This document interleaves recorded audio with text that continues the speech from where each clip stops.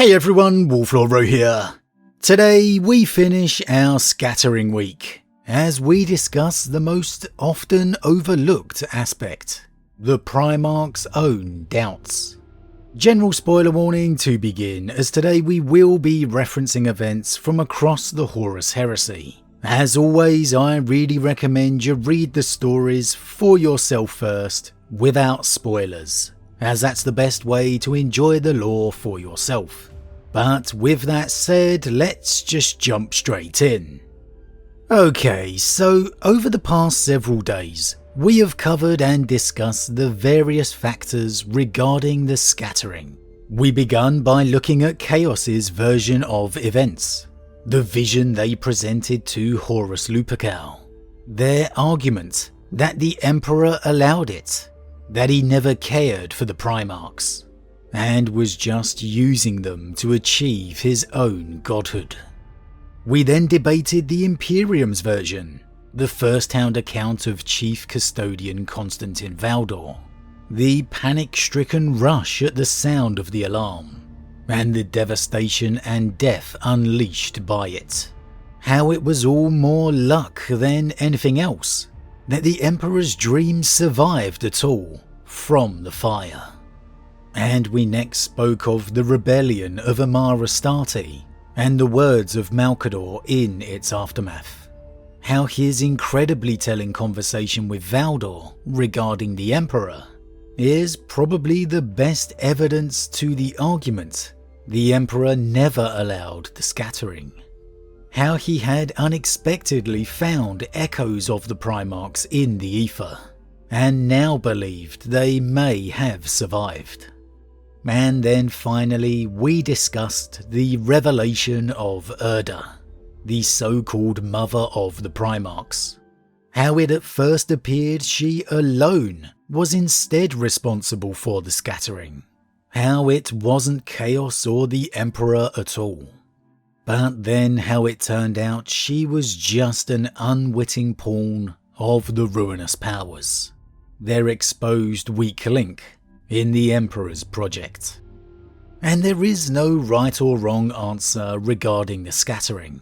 As ever, it's all down to how you simply feel about it, your own personal opinion. Did the Emperor foresee it? Could he have prevented it? Etc, etc. For me personally, I think there's more than enough evidence to show he never intended it, and that it doesn't make sense that he would allow it. The dubious claims of Chaos, the first-hand account of Valdor, the fact the legions only survived thanks to Amara Astarte charging into the fire, her rebellion at the fault of the legions without Primarchs, the Emperor's discovery the Primarchs may indeed have survived instead, and even the revelation of the 20 Primarch-scale villas that had been created beneath the palace, intended for the Primarchs to have grown together. It all feels pretty conclusive to me, but I'm the first to admit, I'm an Emperor loyalist. I like to believe and see the human aspects within him. There's admittedly plenty of cold, calculating, incredulous decisions and mistakes he's made along the way. And it does have to be said, even the Primarchs themselves, some at least, have come to believe the Emperor did plan the scattering.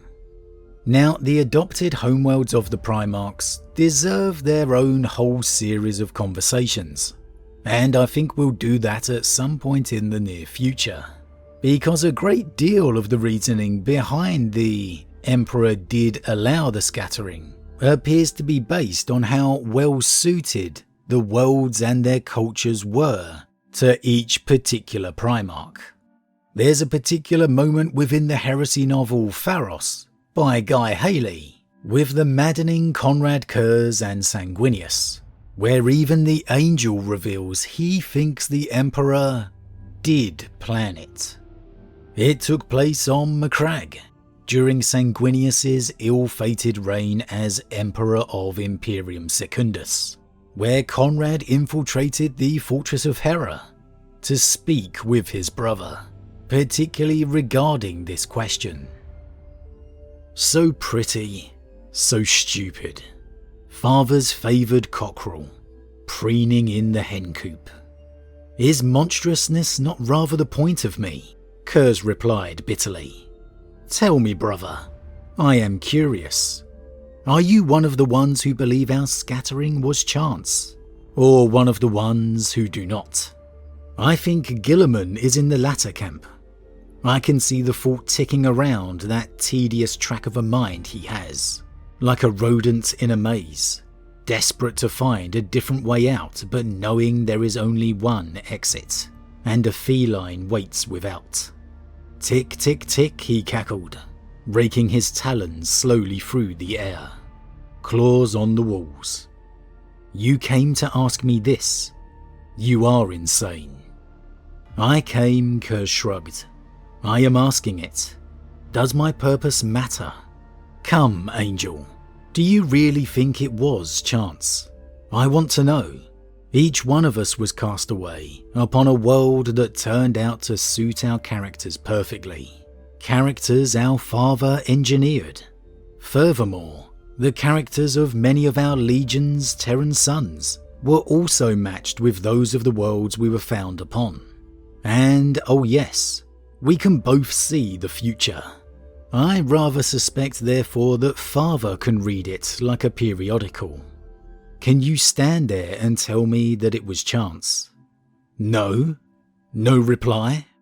No, said Sanguinius quietly. No reply? Or no as in no, you don't believe it, goaded Kurz. Sanguinius's sword lowered a fraction. Why he confided in Kurz he could not discern. But the words would out, and he could not have stopped them even had that been his desire. No, I do not believe our losing was chance. So here we have two Primarchs across the divide, each both coming to the same conclusion. Indeed, as stated, Kurz with the homeworlds as integral to his belief. And there's undoubtedly an argument to it. The Primarchs do in fact have homeworlds that suit their characters brilliantly. What are the odds? Impossible, right? However, I can't help but feel there are other questioning factors that really need consideration here. Firstly, every single human in existence is shaped by their surrounding. They gain their characteristics from it. I'm obviously English. You can tell that from the way I sound. You'd most likely be able to tell that from the way I act, the mannerisms and preferences that I have, the overarching nature of my character. It's something that just kind of naturally happens. You are moulded in a way, to an extent at least, by the world around you. So why would the Primarchs be any different? These paragons of humanity's extreme? The answer for me is they wouldn't. Yes, the Emperor may have crafted Rogel to be an exemplar in building, in strategy, a tactical genius. However, the Primarch's characters were not totally crafted by the Emperor. Do you think he crafted Rogel to be boring in conversation, uncomfortable in moments of affection with his brothers? Of course not. That would be counterproductive. But it is simply how Rogel grew to be. Rabute was and is a mastermind of the campaign. His ability to instantly analyse and relate the best administration to support it. However, he got his sense of courage and honour, his understanding of how to rule, from Ultramar, not the other way around. For me, far from the Primarchs being sent to worlds that perfectly suited their character, they actually, as everyone else in history, were moulded by these worlds instead. Maybe the perfect example of this is when Russ encounters a warp vision of himself, if he had grown on Terra, within the Horus Heresy novel Wolfsbane. He had all the exact same traits and talents of Russ, but in a character and appearance that was vastly different. And I think that is a huge factor even the Primarchs fail to consider when remarking on the scattering. The legions being designed for the future Primarchs on Terra? Well, the Emperor has foresight. He has stated clearly before. He glimpses futures, and he does his best to get there. But he doesn't know what's going to happen along the way. This is no mystery for me. I'd find it odd if the legions weren't crafted for their future Primarchs. And I'd also have to disagree with Kurz a little here too. Not all legions had a seamless transition and connection with Terra and their new homeworld. Again, like their Primarchs were shaped by their worlds, the legions became truly shaped and charactered after their reunion with their Primarchs. That's when they truly embraced that character. And I think all of it, all of the Primarchs' feelings stem from one fundamental place, that they simply can't comprehend the idea.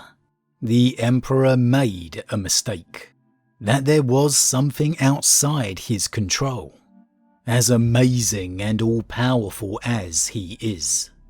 And it's very ironic considering the heresy arose from just that reason. But let's take that comment from Kurz again. A man who plans so long and so hard, to be taken in so at the moment of triumph. Nonsense. This argument or decision isn't truly rooted in homeworlds or legions. As you can see here, it's really all down to his view of their father, the almighty, all-knowing Emperor. That he couldn't have simply been fooled. He must have known. He must have planned it. He's too powerful not to. Summed up perfectly by a moment of reboote in the Dark Imperium trilogy, where after making a remark of, who knows, maybe the Emperor planned the heresy, causing a bit of an outrage in the woman he is speaking to, Guilliman then asks her if she thinks she can comprehend his Primarch mind. And of course, appalled, she says no. And Guilliman, exasperated, says, well then you understand what it's like for me, to the Emperor. It's impossible for them to comprehend their father's mind. And so that leads to their own speculation, their own ideas in place, all overlooking the one simple, most basic thing. The Emperor, as powerful as he is at his core human, and none of us are perfect. But as always everyone, what do you think?